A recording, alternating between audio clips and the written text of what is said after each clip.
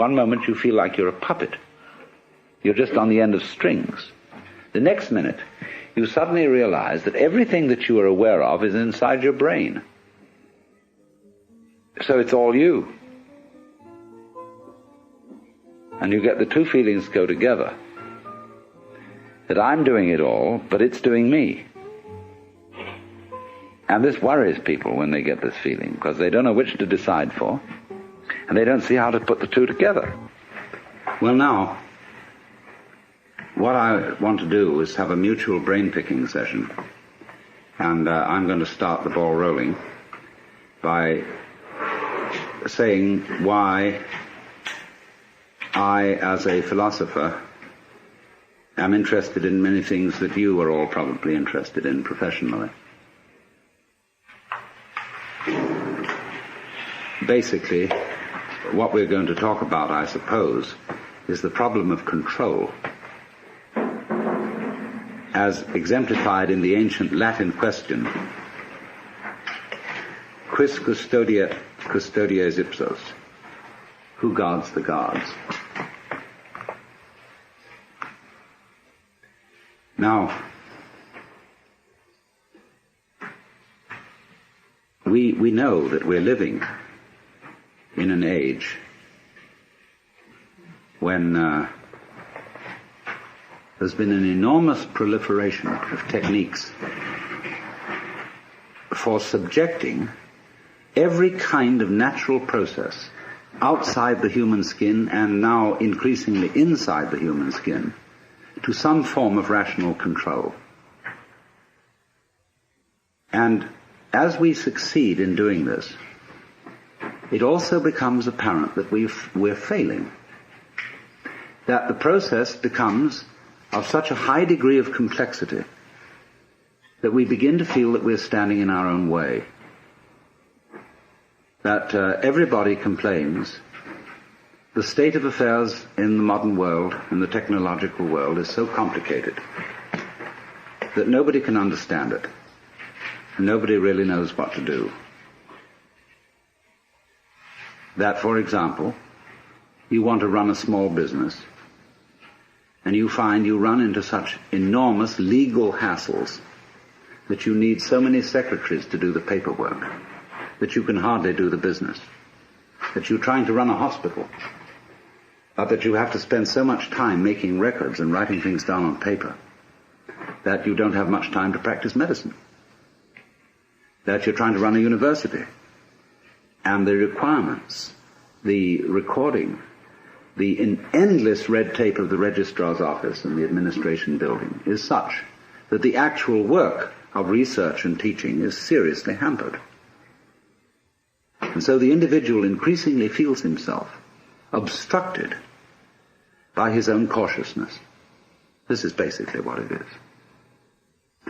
Now, to explain myself, first of all, because most of you are strangers to me, I am a philosopher who has for many years been interested in the mutual fructification of Eastern cultures and Western cultures, studying Oriental ideas, not in the spirit of saying to the West, you ought to be converted to Oriental ideas, but in the spirit of saying, you don't understand the basic assumptions of your own culture if your own culture is the only culture you know. Everybody operates on certain basic assumptions, but very few people know what they are. You can say, very often encounter the sort of character who's an American businessman, and he says, well, I'm a practical businessman. I believe in getting results and things done, and all this thinking and highfalutin logic and nonsense is of no concern to me. Now, I know that the practical basic assumptions, the metaphysics of that man, can be defined as pragmatism, as a school of philosophy. But it's bad pragmatism because he's never thought it through. And so it's very difficult, you see, to get down to what are your basic assumptions. What do you mean by the good life? What do you mean by consistency? What do you mean by rationality? The only way of finding out what you mean by these things is by contrasting the way you look at something by the way it's looked at in another culture. And therefore we have to find cultures which are in some ways as sophisticated as our own, but as different from our own as possible. And of course for this purpose I always thought that the Chinese were optimal, and the Indians, the East Indians. And that by studying the ideas of these people, by studying their life goals, we could become more aware of our own. It's the old principle of triangulation. You don't establish the situation of a particular object unless you observe it from two different points of view and thereby calculate its actual distance from you. So by looking at what we are pleased to call reality, the physical world, from the basic standpoints of different cultures, I think we're in a better position to know where we are than if we only have one single line of sight. And therefore this has been my interest and my background. And arising out of this, there has come a further question, which I would call the problems of human ecology. How is man to be best related to his environment, especially in circumstances where we are in possession of an extremely powerful technology and have therefore the capacity to change our environment far more than anyone else has ever been able to do so? Are we going to end up not by civilizing the world, but by Los Angelizing it? In other words, are we going to foul our own nest as a result of technology? But all this gets down to the basic question is, really, what are you going to do if you're God? If, in other words, you find yourself in charge of the world through technological powers, and instead of leaving evolution to what we used to call in the 19th century the blind processes of nature, that was begging the question to call them blind.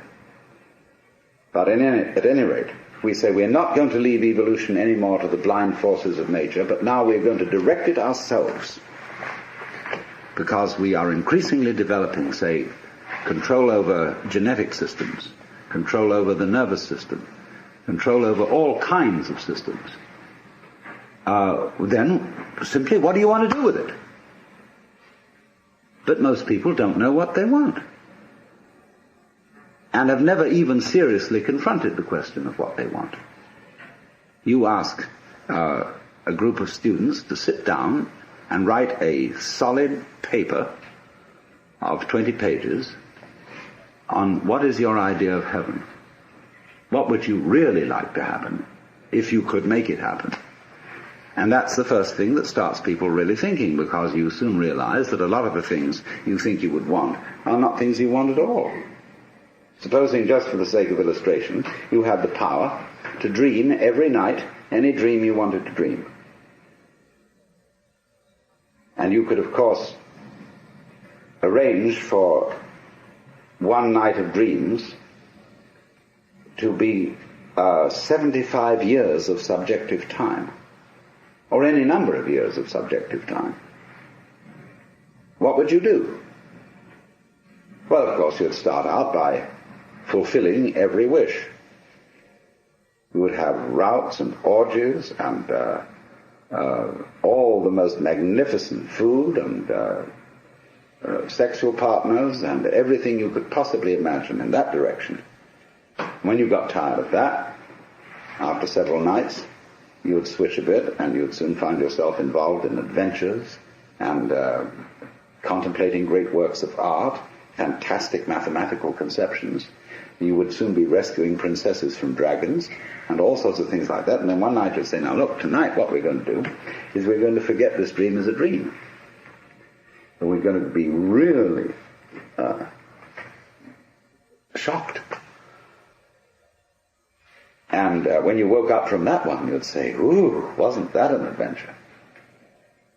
Then you would think more and more far-out ways to get involved and let go of control, knowing that you'd always come back to center in the end. But while you were involved in the dream, you wouldn't know you were going to come back to center, be in control. And so eventually you'd be dreaming a dream in which you found yourselves all sitting around in this room, listening to me talking, all involved with the particular life problems which you have. And maybe that's what you're doing.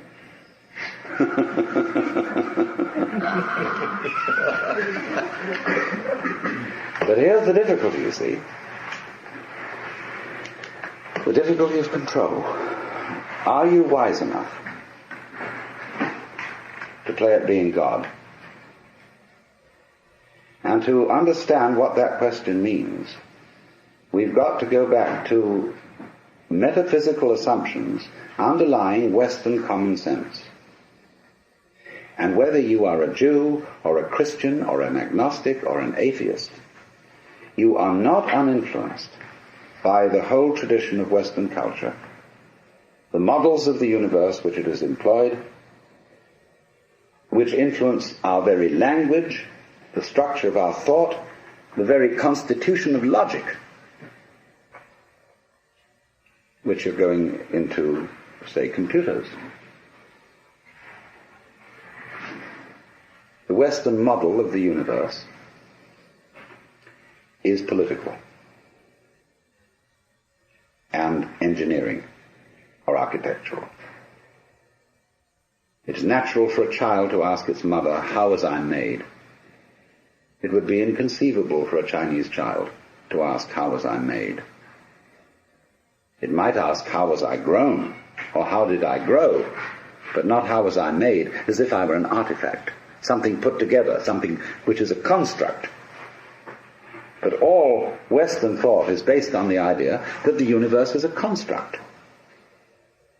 And even when we got rid of the idea of the constructor, the personal God, we continued to think of the world in terms of a machine, in terms, say, of Newtonian mechanics, and later in terms of what we call quantum mechanics, although I find it rather difficult to understand how quantum theory is in any sense mechanics. It's much more like organics, which is to me a different concept. However, that may be. It has percolated, you see, into the roots of our common sense that the world is a construct, is an artifact. And therefore, as one understands the operations of a machine by analysis of its parts, by separating them into their original bits, we have bitted the cosmos and see everything going on in terms of bits of information, and have found that this is extremely fruitful in enabling us to control what's happening. After all, the whole of Western technology is the result of bitting. Let's suppose, you want to eat a chicken. You can't eat the whole chicken at once. You have to bite it. You have to reduce it to bits. But you don't get a cut-up fryer out of an egg. It doesn't come that way. So what has happened is this, that we don't know the origins of all this. It's maybe go back thousands of years. The way we develop the art of thinking, which is essentially calculus, is this. The universe as it comes in nature, the physical universe, is something like a Rorschach blot. It's all wiggles.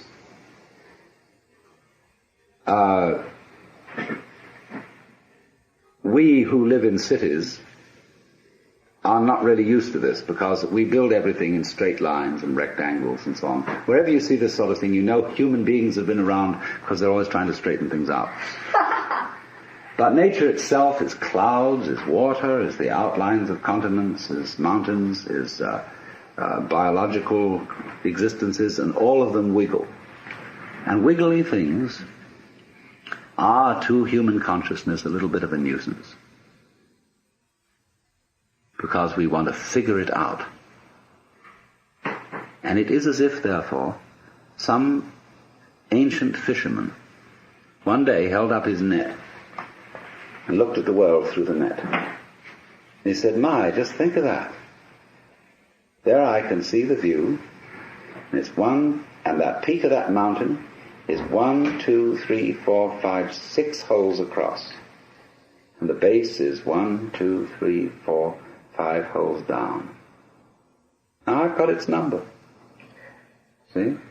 And so the lines of latitude and longitude, the lines of celestial and terrestrial latitude and longitude, the whole idea of a matrix, of a looking at things through graph paper printed on cellophane, is the basic idea of measurement. This is the way we calculate. We break down the wiggliness of the world into comprehensible, countable, geometrical units, and thereby figure it and construct it in those terms. And this is so successful up to a point that we can, of course, come to imagine that this is the way the physical world really is. Discrete, discontinuous, full of points. In fact, a mechanism. But I want to just put into your mind the notion that this may be the prejudice of a certain personality type. You see, in the history of philosophy and poetry and art, we always find the interchange of two personality types, which I call prickles and goo. The prickly people are advocates of intellectual porcupinism. They want a rigor. They want precise statistics. And they have a certain clipped attitude in their voices, and you know this very well in academic circles. And they accuse other people of being disgustingly vague and miasmic and mystical. But the vague, miasmic and mystical people accuse the prickly people of being mere skeletons with no flesh on their bones.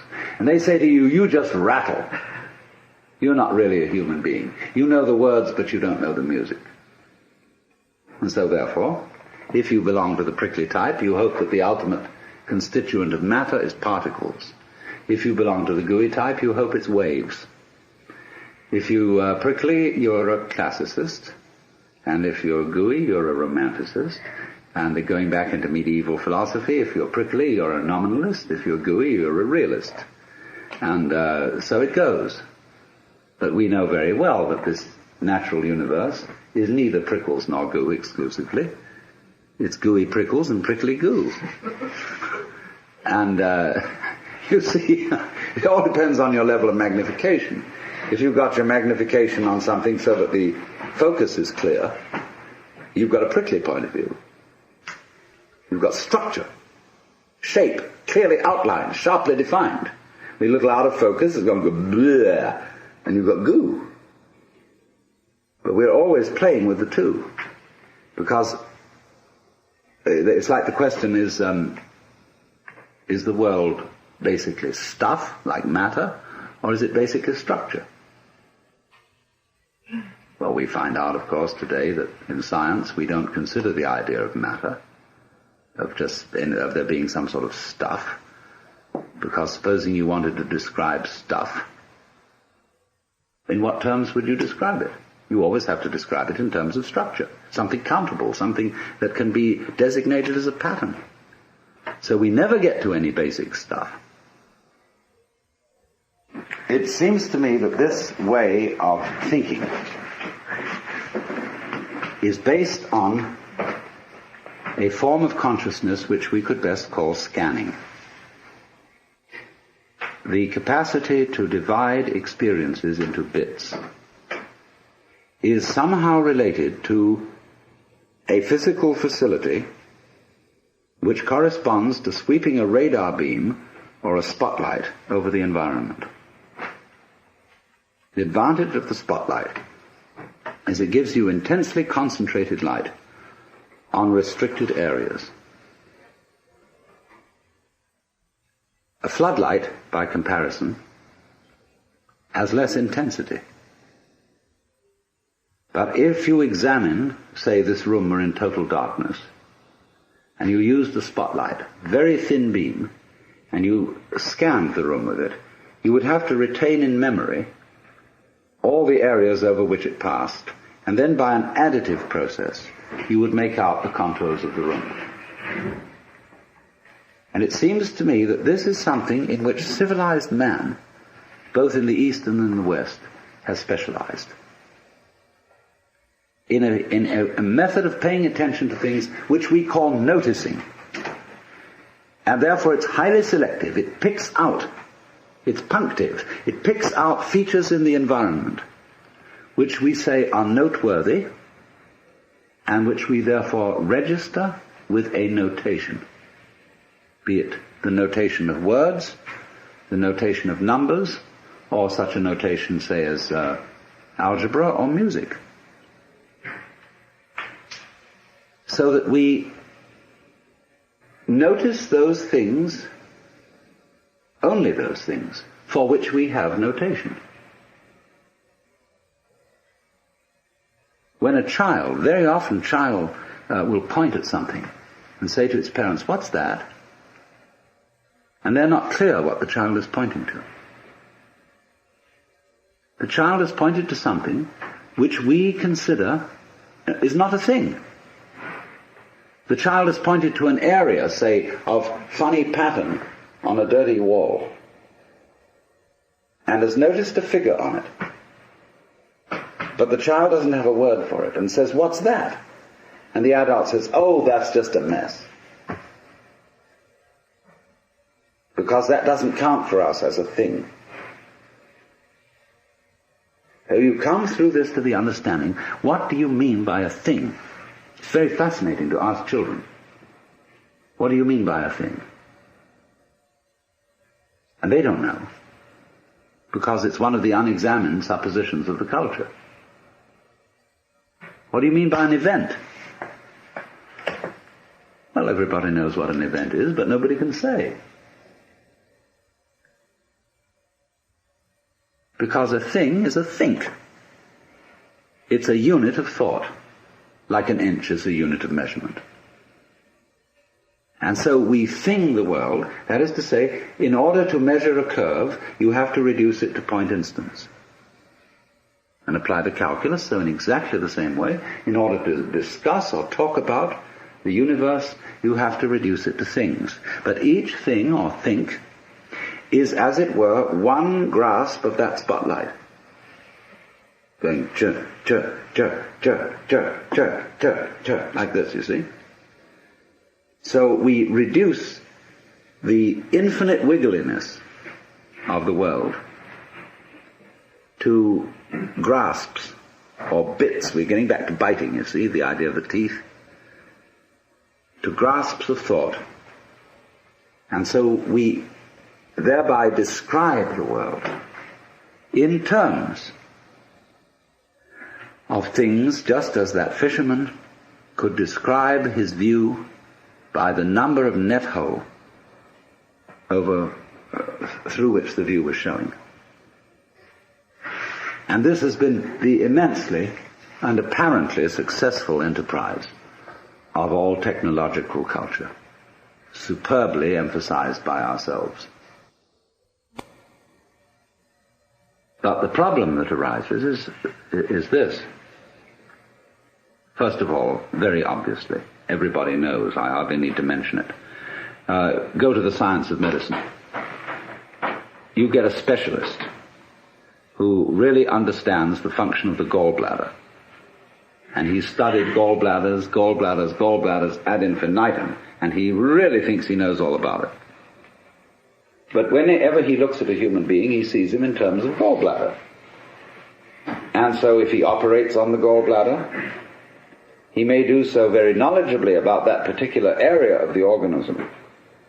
But he does not foresee the unpredictable effects of this operation in other connected areas, because the human being's gallbladder is not a thing in the same way as a spark plug in a car can be extracted and a new one replaced.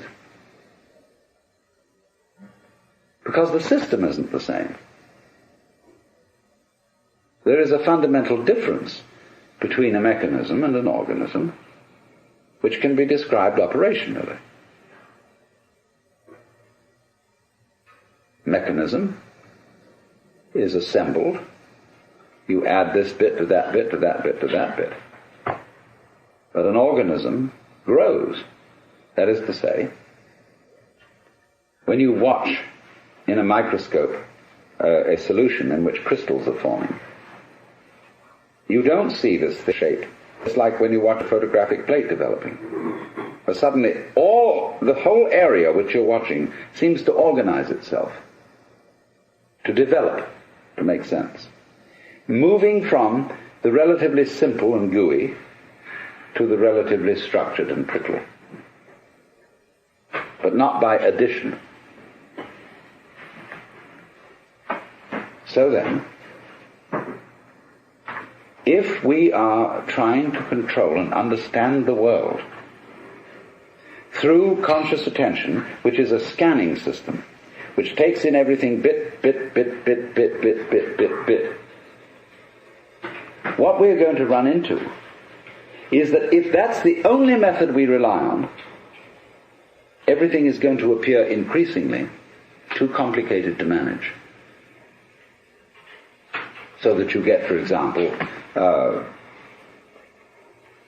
let's take the problem of the electronic industry. The catalogues of products that are being produced over the world by the electronic industry. Who has read all the catalogues? How do you know where you've got something you're working on, whether it's patented or not? Who else has taken out a patent? Has anybody had time to read all the catalogues? Well, nobody has. They're just voluminous. And it's exactly the same in almost any other field. There's an information explosion like a population explosion. How on earth are you going to scan all that information? Yes, of course you can get computers to help you in this direction, but by Parkinson's law, the sooner you become more efficient in doing this, the more the thing is going to develop, so that you will have to have more efficient computers still to assimilate all the information. You'll be ahead, but only for a short time. So you see, this is a problem of the sort of competition of consciousness, of its how fast can you go, duty, and keep track of it, you see? And say, I've got a good memory, I can keep track of that. And you say to you, I bet you can't. I'll go more complicated than you. See, musicians do this, like drummers, you know. And they get things going, and they start, and so long as they count, and lots of musicians do count, it's crazy, but they do. And they count, and they out-complicate each other, to the point where you can't retain it any longer in memory. So you say, okay, if I can't retain it, we've got this gadget here that can. And we've got these marvelous mechanical memories, and they will retain it. And they'll go much more fancy. They'll go this duty at a colossal speed, like that, you see. But it's the same old problem. Because you get something that can outdo that.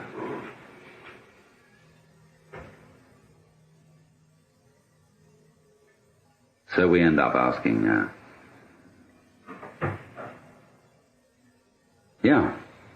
but supposing there were some other way of understanding things.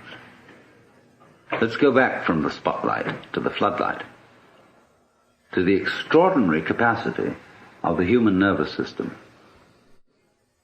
to comprehend situations instantaneously, without analysis. That is to say, without verbal or numerical symbolism of the situation in order to understand it. I hope you understand what I mean by that. It's clear. We do that. We have this curious ability of pattern recognition, which the mechanical systems have only in a very primitive way. Xerox have put out a machine which recognizes figures written in almost anyone's handwriting, provided their handwriting is fairly grade school and normal. But a computer has a terrible time trying to recognize the letter A when it's printed in, say, sans serif, Gothic, longhand, or whatever kind of A you may write. The human recognizes instantly this pattern, but the computer is still at a disadvantage here. It seems to lack a kind of capacity I would call field organization, because it's all punctive, it's digital. It is like a newspaper photograph, which when you look at it under a microscope is all dots. Now, so the problem is this.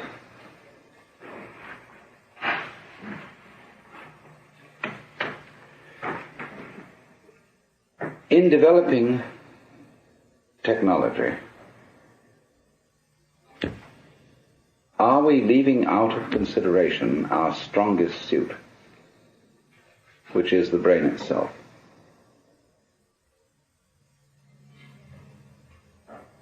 See, we are at a situation where the brain is still not really worked out by even the most competent neurologists. It puzzles them. They can't give a model of the brain in numerical or verbal language. Now you are that, you see. You are this thing. You yourself are this thing which you yourself can't figure out. In the same way that I cannot touch the tip of this finger with the tip of this finger. I can't bite my own teeth. But I, who is attempting to touch the tip of this finger with this finger, am, by the sheer complexity of my structure, far more evolved than any system which I can imagine. This is in a way slightly akin to the Gödel theorem, that you can't have a system of, say, a logic which defines its own axioms. The axioms of any given system must always be defined in terms of a higher system. All right, so you are the most complex thing that has yet been encountered in the cosmos. And you can't figure you out. Now, suppose we're going to try to do that and become, as it were, completely transparent to ourselves so that we entirely understand the organization and the mechanics of our own brains. What happens when we do that? Well, you're back in the situation of God. When you're God, what are you going to do? When you're God, you know what you're going to do? You're going to say to yourself, man, get lost. Because what you'll want is a surprise. And when you've figured everything out, there won't be any surprises. You'll be completely bored. But on the other hand,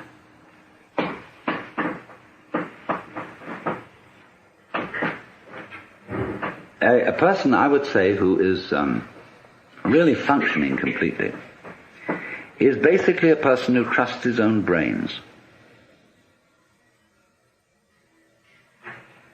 and permits his brain to operate at a more optimal level. In other words, he knows how to think things out, but he makes his best discoveries without thinking. In other words, you all know very well the processes of creative invention. You've got a problem, you think it over, and you can't find out any answer to it because the digital system of thinking is too simple, too clumsy to deal with it. It's more complex. There are more variables than can be kept in mind at one time. So you say, I'll sleep on it. Or you go to the Institute of Advanced Studies at Princeton, Behavioral Sciences at Stanford, where they pay you to goof off, which is highly excellent idea. And you moon around, and you've got a blackboard, and you look out the window and pick your nose, and so on. And your brain eventually hands you the solution to the problem. And you immediately, because you have technical knowledge, you recognize that's the solution. But then, naturally, you go back and check it. And you work the bit-by-bit form of thinking on it and see, now, does it come out in those terms? And if it does, everybody will agree with you, yes, that's the answer. But if it doesn't come out in those terms, they won't agree with you. because you haven't subjected it to the socially acceptable, traditional form of analyzing knowledge. But here's the problem. It takes an awful long time to check these things out. It takes an awful long time to arrive at the solution which you got like that by a purely calculated process. Most of the situations of life are such that they don't wait for us to make up our minds. So that an enormous amount of carefully worked out scientific knowledge is trivial. It's all very well, very finely worked out, but much too late. Because life comes at you from all sides, all over, everywhere at once. And the only thing you've got to deal with that is the thing inside here, in the skull. Now, I'm not saying this to put down all this marvelous work of calculation, brought to immense sophistication electronically and so on. Not at all, because actually you people are the first people to understand the limitations of your own kind of knowledge. And you're going to have to tell the politicians about this. They don't understand. They think that this kind of knowledge is the answer to everything. And I think most of you know it isn't. Which is not something, I repeat, against technology. It's only saying that when you walk, you put your right foot forward. And that's fine, but then you must put your left foot forward. So let's say that the great technological enterprise has been putting the right foot forward. But you must bring up the left foot. That is to say, bring up re-valuation and new respect for the organic type of organization, which is incomprehensible to technological thinking, but which always underlies it. That by itself doesn't work, because after you bring the left foot up, you've again got to bring up the right foot. The analytic. After goo comes prickles. After prickles comes goo. And you have to keep this thing up. And I think our danger at the present time is that we are so heady, so delighted with the results of prickles, that we've got to let back a little bit of goo into the system. Well, now, what we've got to try and do is, I think, to work out a way of making the brain itself more efficient. And this is the thing that civilized education has neglected. Lynn White, I have to quote him again, used to say that the academic world today only values three kinds of intelligence. Verbal intelligence, mnemonic intelligence, in other words, good at remembering, and computational intelligence. He said it entirely neglects kinesthetic intelligence, social intelligence, and he had at least 7 kinds of intelligence. I forget what they all were. But it is this extraordinary capacity of the neural organization,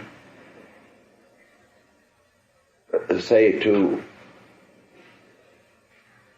engage in pattern recognition and in solving instantly certain complex problems without knowing how it does it.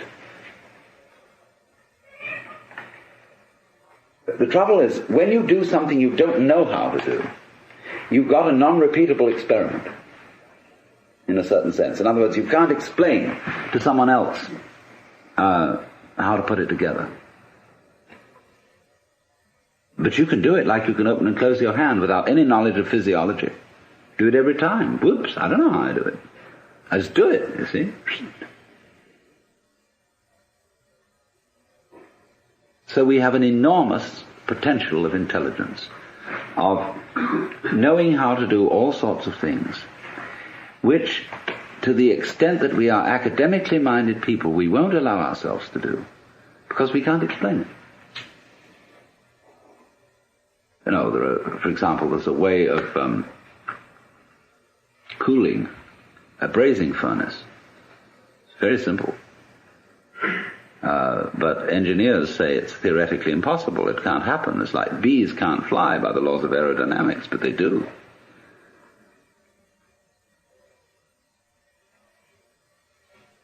So the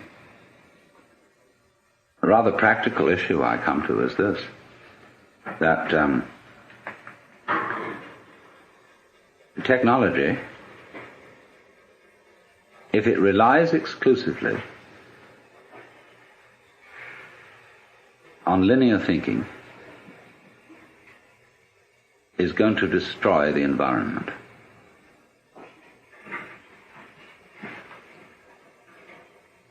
It's going to become too complicated to handle. Man is going to be like the dinosaur, which had to have a brain in its head and a brain in its rump because it was so big. You know, the caveman kept a dinosaur, and when he went to bed at night, he'd clump it on the tail with a club, and it'd scream at 8 o'clock in the morning. Wake him up.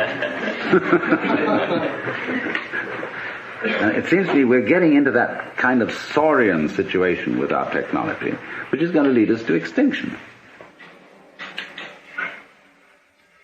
So the question is, are we going to foul things up by insisting on using linear input, information, and controlling it as the dominant tool of controlling the world? Or can we master all that as we have done and still use the linear input and analysis, but with a fundamental trust in our power to assimilate multiple input, although we really don't know how we do it? And my point is that you can't find an absolute which you can pin down, you see. So there always remains in any human operation the basic central thing, which you can't pin down because it's you. Just as the teeth can't bite themselves. Now the assumption of Judeo-Christian culture is that man in his nature is sinful and therefore can't be trusted. The assumption of at least ancient Chinese culture is that man in his essential nature is good and therefore has to be trusted. Because they say to us, if you can't trust your own basic nature, you can't really rely on the idea that you're untrustworthy. Therefore, you're hopelessly fouled up. So, this has amazing political and other consequences, this different assumption. If we say, no, we human beings are fallible and basically selfish and really fundamentally evil, and therefore we need law and order. We need a control system to put us in order. We thereby project these control systems into the church or into the police or into somebody who are really ourselves disguised. See, it's like daylight saving time. Everybody could simply get up an hour earlier. But instead of doing that, we alter the clock, because the clock is a kind of authority. And we say, well, the clock says it's time for you to get up. And the Amerindians laugh at the palefaces because they say, paleface, he doesn't know when he's hungry until he looks at his watch. And so in this way we become clock dominated. And the abstract system takes over from the physical, organic situation. And this is my big pitch, if I'm going to make a big pitch, is that we've run into a cultural situation where we've confused the symbol with the physical reality, the money with the wealth, and the menu with the dinner. And we're starving on eating menus.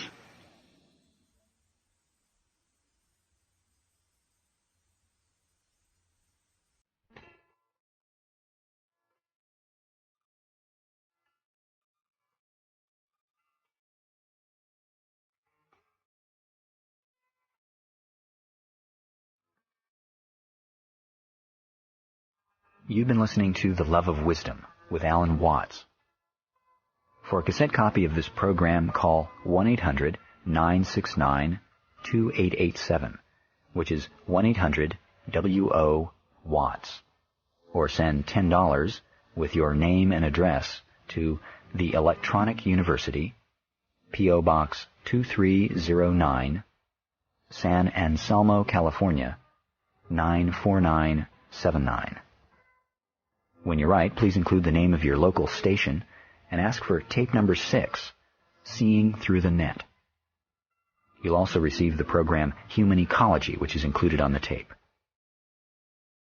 If you have any comments about the program or would like further information about the spoken works of Alan Watts, please write us at the same address, the Electronic University, P.O. Box 2309, San Anselmo, California, 94979. The Love of Wisdom with Alan Watts is produced by the Electronic University. Our theme music is by Acoustic Alchemy. I'm Neil Harvey. Thank you for listening.